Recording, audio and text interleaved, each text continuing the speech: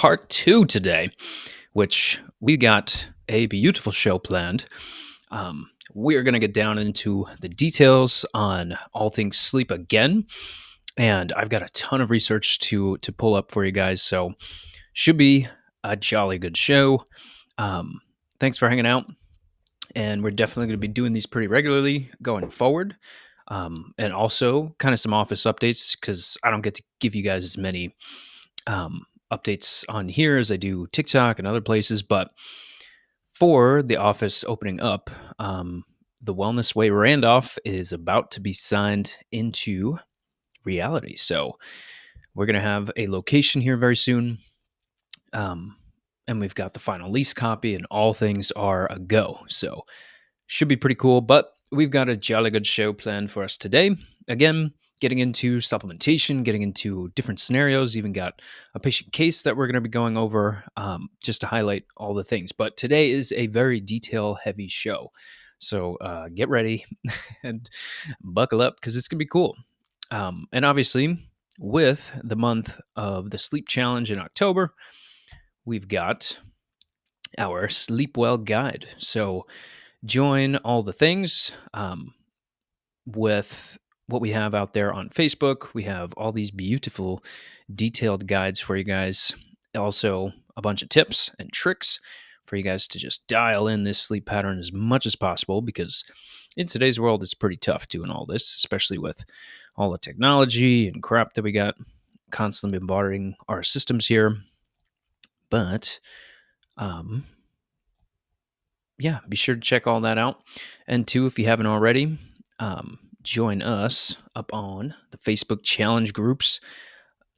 You'll definitely be in there with a bunch of current patients and people that aren't patients and people in the Wellness Way, people that are not in the Wellness Way, just a good community to be joining and doing all the things. But let's get into our topic for today. And it's sleep part two. So if you didn't see part one, you will see a thumbnail for the other sleep video that I did.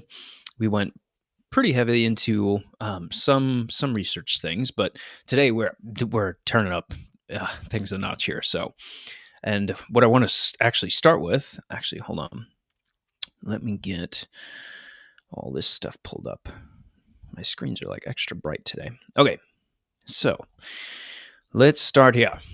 So we've got a touch on insomnia. So insomnia defined as a situation in which the patient sleeps too little in relation to his or her needs, and this further leads to deterioration in daytime functioning. Contrary to popular belief, insomnia is not just a condition in which nocturnal sleep is shortened, as the problem is much more complex and involves numerous complications. It is believed that insomnia can be related to difficulty initiating sleep, difficulty maintaining sleep, or waking up too early. All of these symptoms can occur even when maintaining good sleep hygiene. The occurrence of these disorders leads to a poor sense of well-being, problems concentrating, emotional disturbances, cognitive disorders, and lack of motivation, which affects professional as well as your social life. Researchers around the world agree that insomnia affects women more than men. So you hear us all the time saying that women need more sleep than men, and that's not taking a shot at the girls. Not taking shots here. I'm just saying that it does make a huge difference. So, let's check in on the live chat. See what we got rolling in here. All right. I thought I had some people popping in there. Okay, where were we? Let's get back to this. So it affects women more than men. And old age is also a factor for insomnia. Unfortunately, there has been a significant increase in the proportions of people taking sleep medications, which we will be discussing as well, which indicates the scale of the insomnia problem. Nevertheless, it is believed that the condition is underdiagnosed. Epidemiological data differs by countries, which may be the reason for different methods of diagnosing this disorder. It is also worth noting that sleep constitutes approximately 30% of your life. So it is very important. And insomnia definitely at an all-time high. Why is that? Well, it might have something to do with technology and all the stimulation in our current lifestyles and things. So no surprise to us here as we cover these things, but let's keep going. So herbal remedies Um, okay, there we go. Herbal remedies and their possible effect on the GABAergic system and sleep, which that GABAergic is kind of a weird word. I would think they would make it GABAergic, but GABAergic. GABAergic. It's going to take me a couple times there. So, sleep is an essential component of physical and emotional well being, and lack or disruption of sleep due to insomnia is a highly prevalent problem. The interest in complementary and alternative medicines for treating or preventing insomnia has increased recently. Centuries old herbal treatments and popular for their safety and effectiveness include, but not limited to, some of my favorites here, people: valerian, passion flower, lemon balm, lavender, and California poppy. These herbal medicines have been shown to reduce sleep latency and increase subjective and objective measures of sleep quality. Research into their molecular components revealed that their sedative and sleep promoting properties rely on interactions with various neurotransmitter systems in the brain, such as GABA is an inhibitory neurotransmitter that plays a role in controlling different vigilance states. GABA receptors are the targets of many pharmacological treatments for insomnia, such as benzodiazepines. Here, we perform a systematic analysis of studies assessing the mechanisms of actions and herbal medicines of different subtypes of GABA receptors, and blah, blah, blah, blah, blah. So, we're going to be talking about a bunch of cool herbs today in relation to not just insomnia, but issues with sleep and how we can kind of justify when to do different herbal remedies, how to fit that per scenario there. And obviously, my standpoint comes from getting labs as our basis for everything, but super cool stuff here. So let's get into what GABA is a little bit more. GABA, big long word, is the most common inhibitory neurotransmitter in your central nervous system. GABA lessens the ability of a nerve cell to receive, create, or send chemical messengers to other nerve cells. GABA is known for producing a very calming effect. It's thought to play a major role in controlling anxiety, stress, and fear. Decreased GABA levels are associated with several neurological and mental health conditions, as well as other medical conditions. Increasing GABA levels may help treat high blood pressure, diabetes, and insomnia. Because of the abundance of GABA in your brain, the GABA receptor is a major target of drug development and pharmaceutical manufacturers. The effectiveness of GABA supplements and GABA-containing foods, which we'll get into, to prevent and treat medical conditions needs to be studied in a larger population of people before purchasing supplements, yada, yada, yada. Talk to your health provider. Hello, let that be me. So, good stuff. So now, why is this important, and how is GABA connected to different conditions here? So, what medical conditions are associated with changes in the levels of GABA? So, anxiety and mood disorders, schizophrenia, autism spectrum disorders, depression, epilepsy, seizures, and then others, hepatic encephalopathy, Huntington's disease, dystonia, and spasticity, and then hypersomnia, which a couple of people have actually reached out to me about, which is pretty much when you're having that sleep pattern that's totally flipped around and now you start sleeping a bunch during the day. So that is more common than you think. But actually, let me make sure that we get our live chats open here before we get too deep into it, because then I can't see you guys talking to me. So, all right, I'll have those open. But either way, we left off right there. So that's kind of how it's involved with different things. So here we go. Does increasing GABA levels provide any health benefits? Researchers are still studying the effects of increased levels of GABA. Although the evidence isn't clear, GABA is being looked at to help prevent health conditions including high blood pressure, insomnia, and diabetes. So pretty darn cool there. And some of the health benefits of GABA: reducing stress, reducing anxiety, and improving sleep. Please tell me if you know somebody that doesn't have an issue with one or all of these things. So I'll sit here and wait, because almost every single person that I talk to nowadays is having issues with these things. So we got to do something about it. And that's why we do these health challenges every couple months. I think every 2 months we do another health challenge. So January will be the next one after the holidays, the no sugar challenge, which is a challenge. It's not easy to do. So is the sleep challenge. But throughout the month of October, we're going to be heavily getting into a lot of these things too. So, okay, now I keep clicking on the wrong thing here. All right. What is GABA's relationship to glutamate? So we talked about this yesterday or 2 days ago.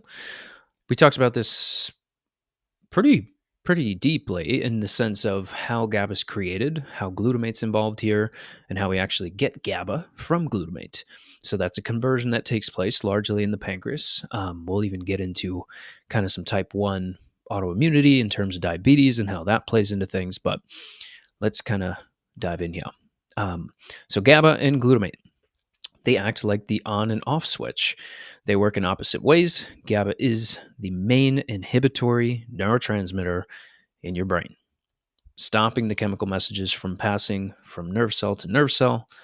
Glutamate, on the other hand, is the main excitatory neurotransmitter in your brain, permitting the chemical messengers or messages to be carried from nerve cell to nerve cell. To have properly functioning brain, a delicate balance must be maintained between the inhibitory effects of GABA and the excitatory effects of glutamate. GABA also works with another neurotransmitter, serotonin. In fact, many neurotransmitters work together and against each other and must maintain a certain relationship to achieve and properly functioning a body and brain. GABA is actually made from glutamate. We talked about that a couple days ago on the part 1 sleep, following a reaction with the enzyme glutamic acid decarboxylase. So super cool. Then also remember that,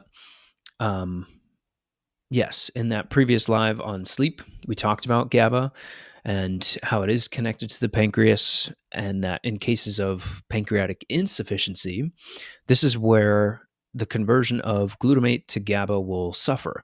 So people having a ton of sugar issues and eventually leading to a further problem with the pancreas, now being insufficient in some things there.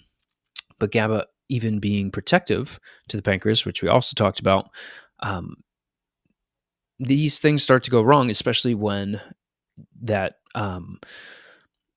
glutamic acid decarboxylase antibodies start getting produced. So now we run into some issues there, showing up positive on labs for those antibodies, which you can get tested for.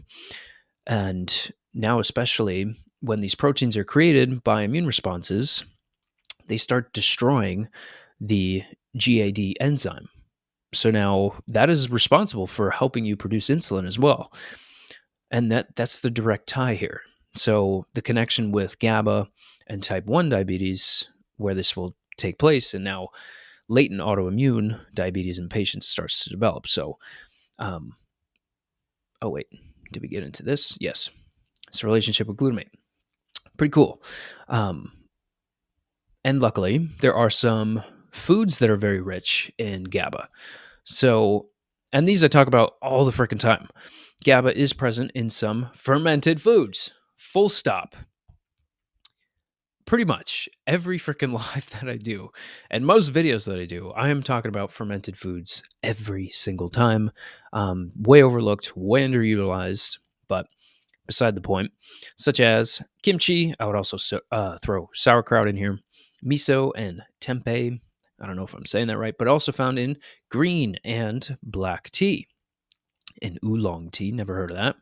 Other foods that contain GABA or boost its production, I hate that word, include brown rice, soy, yucky, adzuki beans, chestnuts, mushrooms, tomatoes, spinach, broccoli, cabbage, cauliflower, Brussels sprouts, sprouted grains, sweet potatoes, and yeah, this is why we're always talking about food groups that you can get these things from. So everything on this list is all good and well, except for the soy. The soy part, I'm not a fan of. Certainly not a fan of. But now for the nerds out there, what the hell are we talking about? So GABA looking like this. This is actually the GABA A receptors. So this GABA B and GABA C receptors are what we are going to be talking about throughout the show here. Um, so yes, that's kind of some background, some anatomy, some glutamate relationship, how the pancreas is involved here, and that those rich foods in GABA, which I encourage people to lean towards. But now, some studies on GABA and L-theanine. Mixing these two decreases sleep latency and improves REM sleep. So throughout these studies, they're they're going to be talking about those two terms, sleep latency and then sleep duration. So sleep latency is pretty much how long it takes to fall asleep, and the sleep duration is how long you're actually sleeping, the total time that you're sleeping. But so looking at GABA, L-theanine versus a control group here, super cool. And your light gray box is GABA alone. So we have GABA alone compared to the darker gray box there is L-theanine, which is an amino acid from green tea. And then we have GABA and L-theanine combined. So the combined group saw improvement in both getting to sleep faster and then total time that it took to fall asleep, or total time that they were asleep. So combining GABA and L-theanine, holy crap. You guys heard me talk about Alcydonia. I don't have the slide here, but Alcydonia, a supplement of ours at the Wellness Way, has both of these things combined for this reason, because it works way better when you combine the two. And also a couple other things in there that we'll get into today too, like passion flower and some B vitamins that are very relaxing. But some more studies here. So now, L-theanine, which is found in green tea, as we said before, has been discovered to potentiate GABA, dopamine, and serotonin receptors. Holy freaking crap. To inhibit that glutamate reuptake. So not only that, but it also affects cortisol. And you guys have heard me talk about that before too. So you're now affecting dopamine, you're affecting serotonin, you're affecting GABA levels, and cortisol. My goodness. Why people are not drinking more green tea, I don't know. But the matcha girls that are running the show there are probably pumping their fists in the air like crazy. And L-theanine as a whole is very affordable.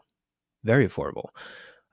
So people that are having some issues with cortisol and some of those other neurotransmitters, you can affect them all by just doing one little thing.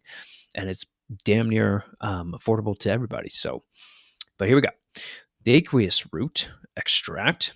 And now we're talking, when you see aqueous root extract there, we're talking about ashwagandha of Indian ginseng, and then big fancy word there, has been shown to act and be a potent agonist of the GABA C receptor.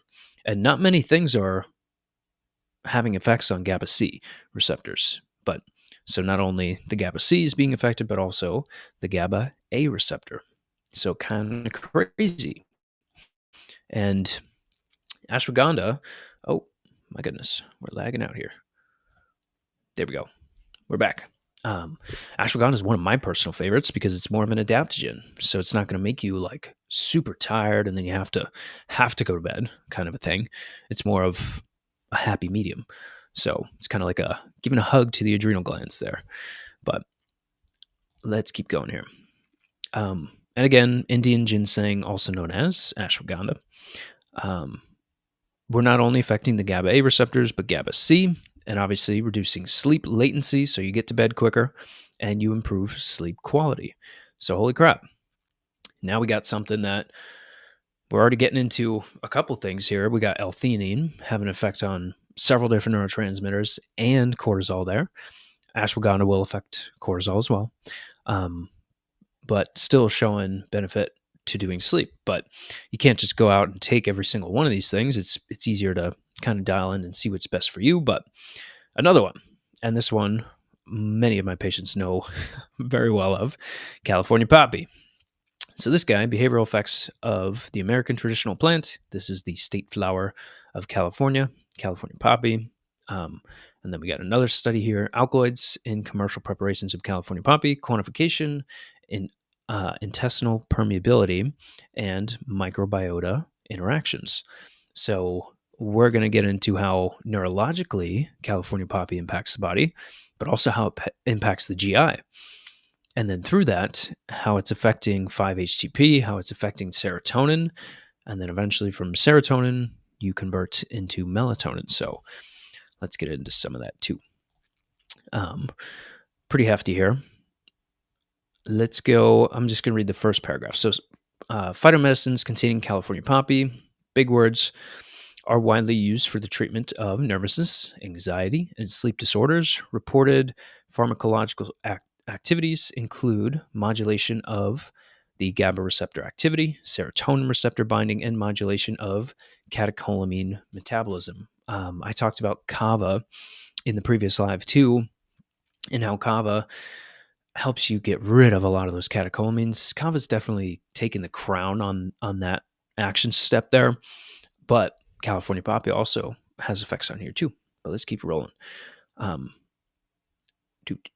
were we? Okay. The sedative, anxiolytic, and analgesic effects. So very calming, kind of putting you on the couch, reducing that anxiety, but the analgesic properties too, helping with pain.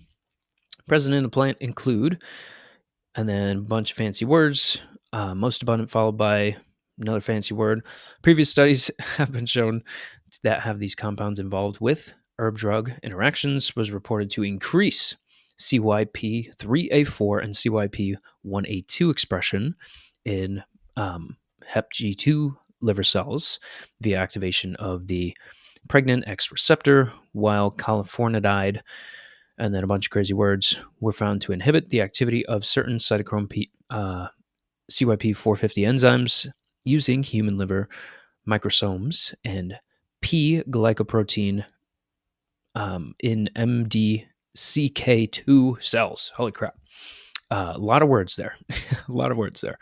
But needless to say, you are having an effect on the liver here too. So when I bring up the Dutch test later, you'll see how you can impact these liver pathways, the neurotransmitters, and the GI all in one. This whole second paragraph, if you want to screenshot that one, that is pretty much getting into how it impacts the GI there. But I'll save you some pain by me going through it. So either way, here we go. Other GABA allosteric modulators acting as benzodiazepine sites, including alkaloids from the California poppy herb, which is used to induce relaxation and sleep. So pretty interesting how we can bind to the same receptors here as a benzo without having all of the damaging effects to the human body that will come from that thing. Because there's not a single med out there that doesn't have side effects. Just saying. But more. California poppy. We got the alkaloids in there and several other active components here too that affect the GABA A receptor and serotonin receptor. So this is why most female patients love California poppy, because you are impacting multiple systems there and having so many beneficial effects on all of these things. So California poppy dominant in my practice and basically helping these women out whenever they have issues with anxiety and stress and all these things. And obviously using labs to measure just show you which ones to be utilizing and how to target certain people based on how their body's adapting to certain things. But now the most studied one out there being valerian. So valerian for sleep, a systematic review and meta-analyses. Like I said, this is by far the most researched herb for sleep. The largest body of evidence for GABA A modulation is associated with valerian root, which is widely utilized to reduce latency of sleep onset and increase sleep quality. Valerian root extract contains over 150 chemical constituents, including alkaloids, terpenes, organic acids, and their derivatives, valproates, and flavones. GABA itself may be present in the valerian extracts, although its bioavailability is more questionable. Notably, small differences have been reported between extracts from plants grown in different conditions and processed in a different manner. This is why we do our herbs the way that we do them, because where they're planted how they're harvested, how long they're extracted for changes the potency, the concentration, and the purity of these things. So it matters. And you can't take a powderized form of these things and have the same effect. So if you don't believe me, here it is. Producers that have standardized protocols of plant growth and extract preparation aimed at reducing variability. Studies in these tissue cultures and animal models suggest that components of valerian extract possess prominent dose dependent GABA agnostic activity. So, agnostic, you're promoting more of it. Um, Let me get this up here too. Several indirect effects on GABA have been reported for various medicinal plant extracts.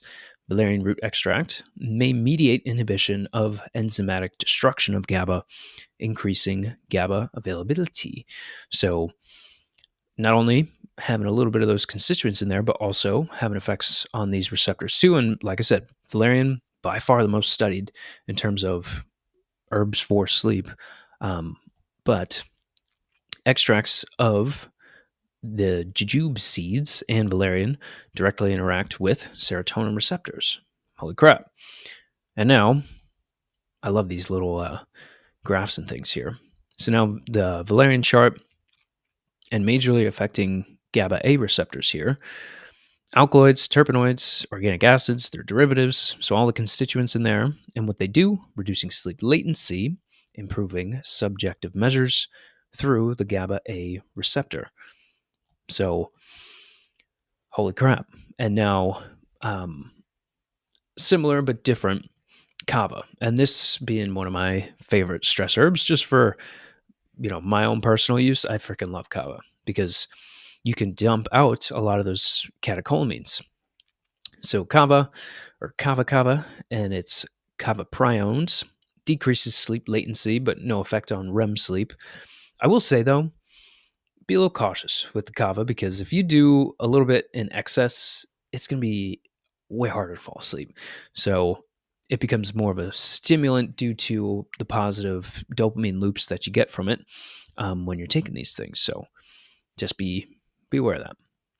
And then for our next guy here, which you may not think of as a calming herb here, but wormwood. This is by far the most bitter herb that we have, but it does have effects on the GABA receptors, specifically the GABA type A receptor. So there is something to it there with having, I'm never going to have somebody do wormwood to help them sleep. There's just no chance in hell because if you take wormwood before bed, you're just going to be up all night with that horrible taste in your mouth. So definitely not worth it. But okay, there's much less evidence of herbal medicines interacting with the GABA B or the GABA C receptors, except for Passiflora incarnata, passion flower. So it has been shown to inhibit the binding of lignans to both GABA A and GABA B receptors in a concentration dependent manner, suggesting that it contains antagonists of both receptor subtypes. Notably, passion flower extracts contain high amounts of GABA, so they actually have GABA in there, as well as affecting the receptors too. Therefore, has a potential to exert its hypnotic activity through all three types of GABA receptors. Holy crap. Oh, raise back here. Isn't that crazy? Passion flower, a dominant herb. It's just in some use cases, like for people that have, PCOS and things, you don't want to be doing things that could potentially affect aromatase negatively there for that patient scenario. So you do have to be cautious with that. I would never have any woman with PCOS using this on a daily basis for sleep. There are some use cases where it makes total sense to be doing there, like people with some COMT gene SNPs, which we did talk about in the sleep part 1. But yeah, you don't for people with PCOS, do not be doing passion flower like this because not on a regular basis. But there's a ton, especially for the guys, and a lot of the guys that are doing too much sugar.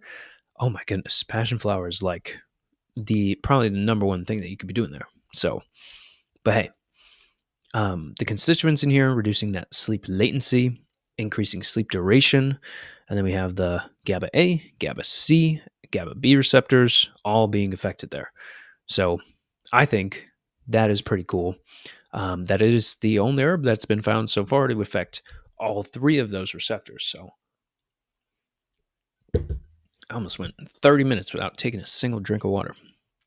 Um, but yeah, one of my favorites, especially for not only the sleep purpose, but also to just kind of calm down a little bit, because it works extremely quick when these things are in that liquid form. So, but, and now kind of a crazy patient case here. This was somebody, and I'll pull up her Dutch test here. Um, so for this person, this is a story about a patient that had horrible sleep issues, and she's had them for the longest time. We started to look at some of the Dutch testing here, which is pretty interesting because overall her cortisol is pretty low when you look at the metabolized cortisol. But despite that, when you look at the daily free cortisol pattern on the bottom right, if we look at that, the last dot on the right starts to pick up um, at the end when it's time for bed. So she's tossing and turning every night, trying to fall asleep. So we started supporting her adrenals with what her testing is showing her, and we got some help, but she just still for months and months on end, no matter what we did and how hard, how heavy, her sleep did not budge. Still tossing and turning. No improvements. Very little here and there, and improvements in anxiety overall throughout the day and stuff like that. But at this point, both her and myself are frustrated here, saying like, "What the hell's going on?" But then she let me know that in the past she had, or not in the past, for a long time and up until this time, she would have chronic sinus issues all the time. So she's had them for so long that it didn't really joggle her mind to think that that can be connected to this whole sleep scenario. But why I mention that is because when you're having just a weird scenario and nothing's really adding up or making sense, and you're doing all the right things and still reaching, roadblocks here for a lot of these people, um, especially for a case like this where I am giving her everything that should work. But with the chronic sinus issue, kind of made me think, and then we started asking about um, water damage in the home and possible, mold and things like that. Which she was like, okay, yeah, they moved around a couple times, but in the previous place that they lived when all of this started, she started to get horrible sleep patterns. So that's when we ran this sucker. And at this point, when you think you got all these details right, we want to check out a deeper layer, especially when things are still not coming together. But this is why it's so important to get the body tested, looking for inflammatory stressors, because there's two different forms of mold here, and especially the mycophenolic acid still shows that there's an active infection of mold that was hidden in the place that she lived. So we started supporting these factors.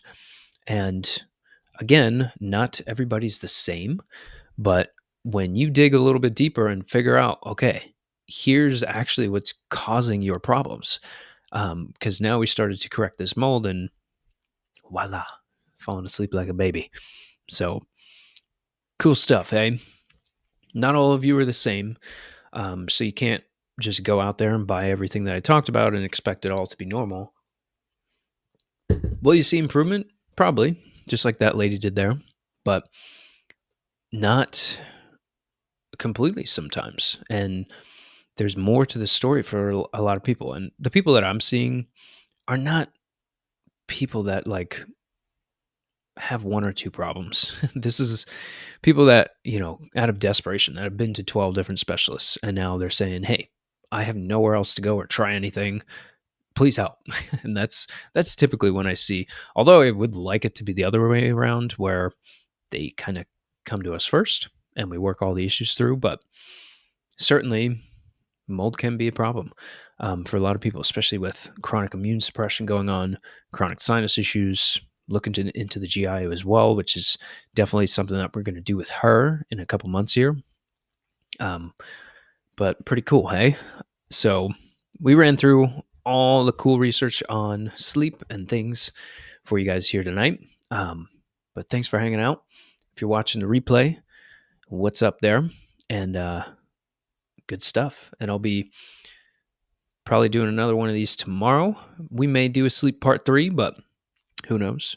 Send me messages and emails and check out what's in the description there below so that you can get my personal email and just reach out for anything that you're going through. And if you have labs or want to send me your story and get a different opinion on things, because when you go to a doctor, you get an opinion. That's really all that you're getting. It's not written in stone somewhere to give you this magic protocol or a magic cure that's going to solve all the problems. It's way more complex than that. So, but good stuff, guys. Thanks for hanging out. You could be anywhere in the world, but you're here with me watching. So I appreciate it so much. Thank you, guys. And we'll talk again tomorrow.